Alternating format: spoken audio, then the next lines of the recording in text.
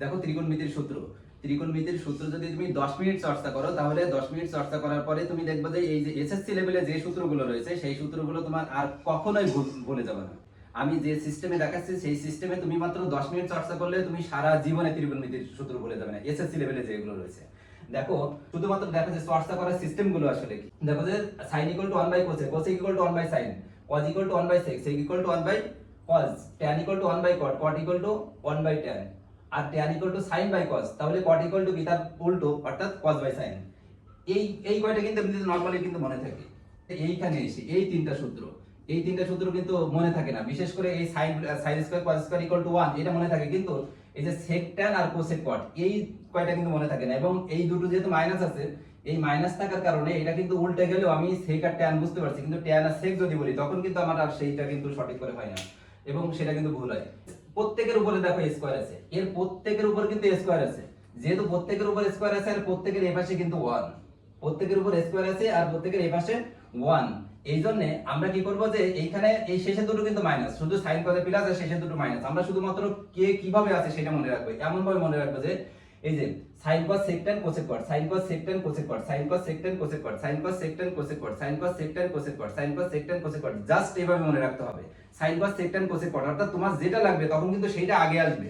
sin cos এ কিন্তু plus আছে, মানে তুমি cos plus sin plus cos তা কিন্তু 1 হবে। কিন্তু যখনই তুমি এখানে sec square minus tan square = 1, এইটা যদি তুমি tan square minus sec square = 1 দাও তাহলে কিন্তু হবে না। এইজন্য ধারাবাহিক এভাবে মনে রাখবে, একটু তোমরা 2-3 মিনিট এরকম চর্চা করবে, দেখবে এটা মনে থাকবে।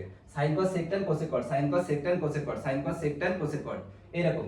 তারপরে দেখো যে এইটা আমি একটা ভিডিও দেখাইছি, ছোট্ট একটা ভিডিও, এই যে তোমরা এই যে sin = লম্ব বাই অতিভুজ, এই ভূমি অতিভুজ, লম্ব ভূমি, এইগুলো মনে রাখার হচ্ছে আমি বলছি যে এখানে আমি তিনটা সেন্টেন্স লিখে দিয়েছি যে সাগরে লবণ অনেক, কবরে ভূত অনেক, টায়ার লম্ব ভূত। সাগরে লবণ অনেক, কবরে ভূত অনেক, টায়ার লম্ব ভূত।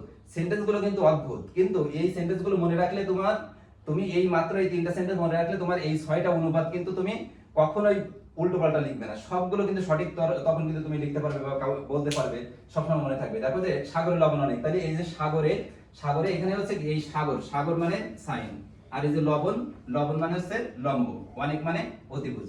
অর্থাৎ সাগরে লবণ অনেক মানে সাগরে লবণ অনেক, অর্থাৎ sin = লম্ব বাই অতিভুজ।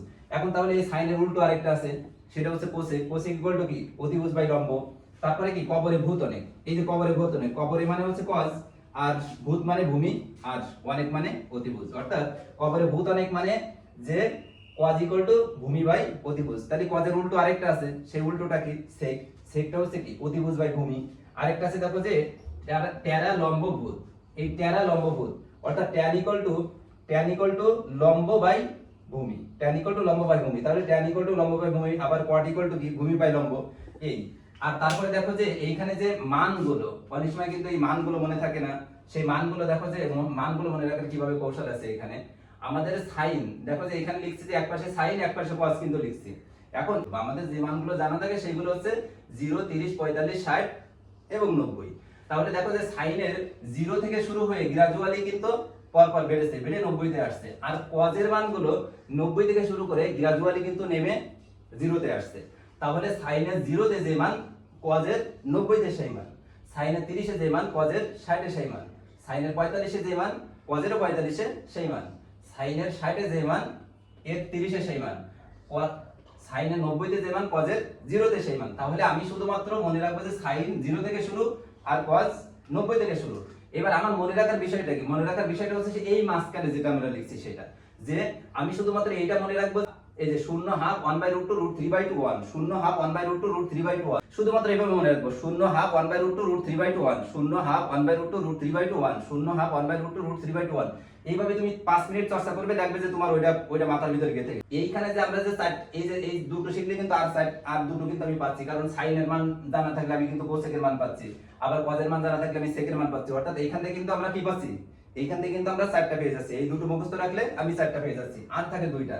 সেই 2টা দেখো, এই যে tan 0 থেকে শুরু করে গ্রাজুয়ালি 90 তে আসছে, আর cot এর 90 থেকে শুরু করে গ্রাজুয়ালি কি কমে এটা হচ্ছে ইসে আসছে 0 তে আসছে। এটারও ঠিক একই মান, শুধুমাত্র আমরা এইটুকু এই মাঝখানে এইটা মনে রাখবো যে এই যে 0 1/√3 1 √3 অসংজ্ঞায়িত, 0 1/√3 1√3 অসংজ্ঞায়িত। শুধুমাত্র এইটুকু মনে রাখবো। আমার 2-3 মিনিট যদি আমি এটা মনে রাখি, শুধু লিখে বা মুখে পড়ে যদি আমি 2-3 মিনিট যদি আমি মাত্র পড়ি, তাহলে কিন্তু আমার এটা কি, এটা আমি কখনোই বলে দেবো না। 0 1/√3 0 1/√3 1√3 অসংজ্ঞায়িত। সমস্ত ত্রিকোণমিতির যে সূত্র আছে সেই সূত্র যদি তুমি এই সিস্টেমে মাত্র 10 মিনিট চর্চা করো, 10 থেকে 15 মিনিট তুমি চর্চা করো, তাহলে তুমি কখনোই এসএসসি তে যত ত্রিকোণমিতির সূত্র আছে তা তুমি কখনোই ভুলে যাবে না। সব সময় তোমার মাথার ভিতরে এটা ডিমের কুসুমের মতো দেখবা যে মাথার ভিতরে শুধু গিজ গিজ করছে সূত্র, কখনোই তুমি ভুলে যাবে না।